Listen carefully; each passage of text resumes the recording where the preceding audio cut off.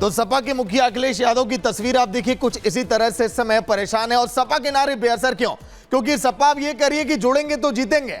अपने पार्टी के कार्यकर्ताओं को, लोगों को जोड़ने में लगी है। ना बटेंगे ना कटेंगे, 2027 में नफरत वाले हटेंगे। अखिलेश यादव ने यह भी नारा दिया है, एक रहेंगे तो नेक रहेंगे। लगातार एक के बाद एक जो नारे दिए गए सपा की ओर से, वो हम आपको बता रहे हैं। पीडीए जुड़ भी रहा है और जीत भी रहा है, लेकिन ये पोस्टर लगातार बदल रहे हैं सपा के। नजरिया जैसा उसका नारा वैसा, अखिलेश यादव ने यह भी कहा। लेकिन बीजेपी का नारा तो केवल एक है कि बटेंगे तो कटेंगे। नजरिया जैसा उसका नारा वैसा, यह भी कहा अखिलेश यादव ने। लेकिन सपा की ये सारे नारे पूरी तरह से बेअसर है। चलेंगे अगली खबर के लिए सहयोगी ऋतु के पास। और अब बात करते हैं बागेश्वर धाम के पीठाधीश धीरेन्द्र शास्त्री की, जिन्होंने यहाँ पर एक नई मुहिम छेड़ी है। और ये मुहिम है हिंदुओं की एकता को लेकर के। वो विशाल यात्रा निकालने वाले हैं। इस यात्रा के जरिए हिंदुओं को इकट्ठा करने की उनकी अपील है। साथ ही साथ उन्होंने इस यात्रा से पहले रिपब्लिक भारत से खास बातचीत की, जिसमें उन्होंने हिंदुओं को जातियों में बांटने पर विपक्ष पर करारा प्रहार किया है। और करारा प्रहार करते हुए एक और अपील भी कर दी है, हिंदुओं से अपील की है कि वो एकजुट रहे। रिपोर्ट देखिए।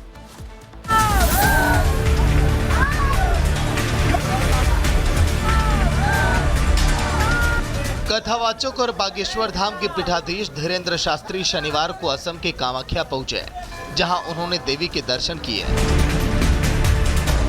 सुबह ही वो अपने काफिले के साथ मंदिर पहुंचे, पहले स्नान किया और फिर कामाख्या देवी के दर्शन किए। बागेश्वर बाबा को अपने साथ पाकर उनके भक्त बेहद उत्साहित दिखे।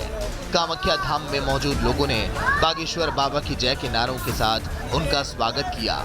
इसके बाद उन्होंने रिपब्लिक भारत से खास बातचीत की।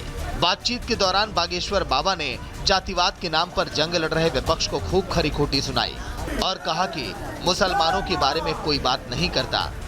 कुछ पश्चिमी देशों के लोगों ने प्रायोजित तरीके से, कुछ मजहब के लोगों ने षड्यंत्र करके हम लोगों को इतना बांट दिया कि हम हिंदू होकर के हिंदू होने पर गर्व नहीं कर रहे। मुसलमानों में भी जातियां हैं, लेकिन जब उनके मजहब पर कोई बात आती है तो वो सिर्फ मुसलमान हैं।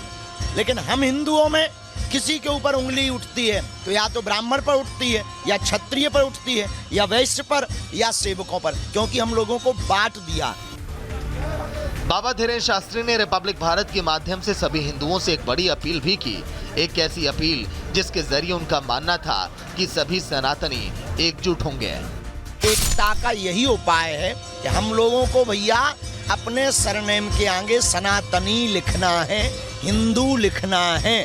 कोई हमसे पूछे तो यही कहना, हम भैया सनातनी हैं, हिंदू हैं, हिंदुस्तान हमारा है। भेदभाव, छुआछूत, जात पात को जड़ से हमें मिटाना है, हमें भारत भव्य बनाना है। मंदिर के बाहर बाबा धीरेन्द्र शास्त्री ने मीडिया से भी बात की और दोहराया कि बटेंगे तो कटेंगे। सनातन धर्म के बच्चे पढ़ नहीं रहे, शिक्षा की कमी है। मुसलमान को कुरान का ज्ञान है, ईसाइयों को बाइबल का ज्ञान है, लेकिन हिंदुओं को ना गीता का ज्ञान है, ना रामायण का ज्ञान है। ये देश का दुर्भाग्य है। इसलिए वो अपनी बातें रखते हैं तो हमारे यहाँ के बच्चे ब्रेन वॉश हो जाते और वो कन्वर्जन की तरफ बढ़ जाते हैं। हम लोग जात पात में ऊंच नीच, भेदभाव, छुआछूत में बट रहे हैं। इसलिए हमने प्रण लिया कि अब हम पद यात्रा करके जात पात से ऊपर उठाकर हम सनातनी हैं, हिंदू हैं, हिंदुस्तान हमारा है। तीसरी बात, सबसे बड़ी दिक्कत इस देश में ये हो गई है, फूट डालो राज करो। इसलिए अब हम ये नहीं होने देंगे और सनातन के लिए जो भी कमेंटबाजी करते हैं उनको छोड़ा नहीं जाएगा। अगर आप छेड़ोगे तो हम छोड़ेंगे नहीं। हिंदुत्व और हिंदू एकता पर बागेश्वर धाम के पीठाधीश्वर धीरेन्द्र शास्त्री ने एक बार फिर से हुंकार भरी है और अब तो वो हिंदुओं को एकजुट करने के लिए पद यात्रा निकालने की भी तैयारी कर रहे हैं। Bureau report, Republic Bharat. और चलिए अब बात कर लेते हैं पप्पू यादव को लेकर के। पूर्णिया से निर्दलीय सांसद पप्पू यादव को जान से मारने की धमकी देने वाला जो आरोपी है उसे गिरफ्तार कर लिया गया है। दिल्ली से गिरफ्तारी हुई है।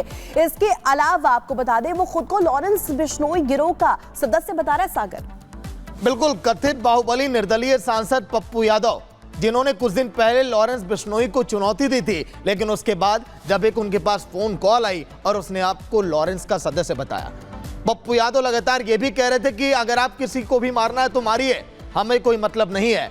लेकिन पप्पू यादव के इस बयान के बाद बीजेपी के नेता बृजभूषण ने यह तक कह दिया कि पप्पू यादव ने बाहुबलियों की नाक कटा दी। इस पर जमकर सियासत इस समय जारी है, लेकिन जो आरोपी था वो अब सलाखों के पीछे भी है। रिपोर्ट आप देखिए।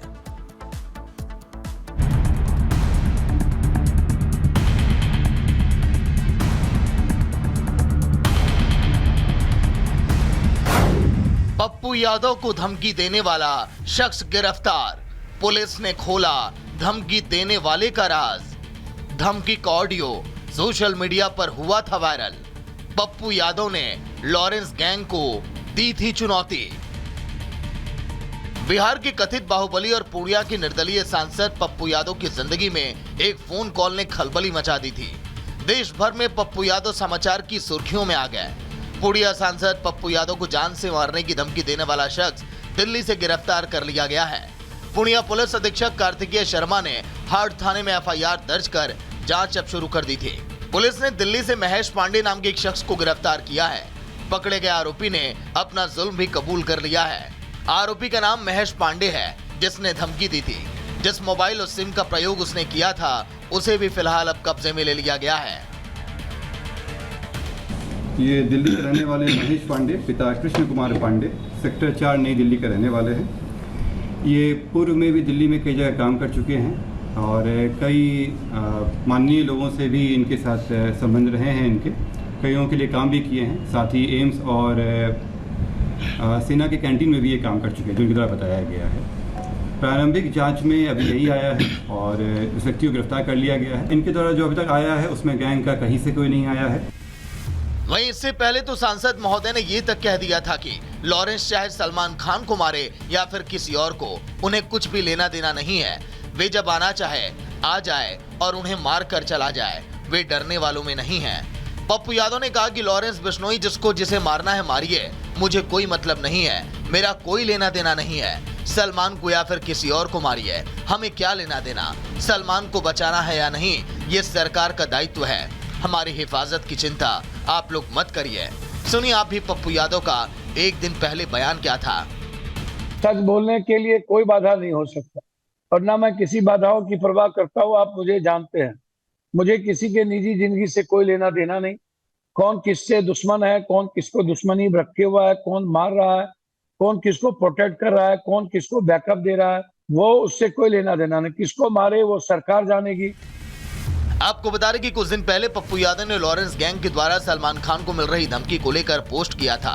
पोस्ट में उन्होंने लॉरेंस गैंग को चुनौती देते हुए उसके नेटवर्क को 24 घंटे में खत्म करने की बात कही थी। इसके कुछ ही दिन के बाद पप्पू यादव को एक कथित कॉल आई थी, जिसे उन्होंने खुद साझा किया था। इसमें लॉरेंस के कथित गुर्गों ने पप्पू यादव को कर्म से लेकर कांड तक करने की धमकी दे डाली। इस धमकी के बाद उन्होंने खुद के लिए केंद्र से सुरक्षा बढ़ाने की मांग की थी। पप्पू यादव की फिलहाल वाई शेडी की सुरक्षा है, लेकिन अब वो जेड शेडी की सिक्योरिटी चाहते हैं।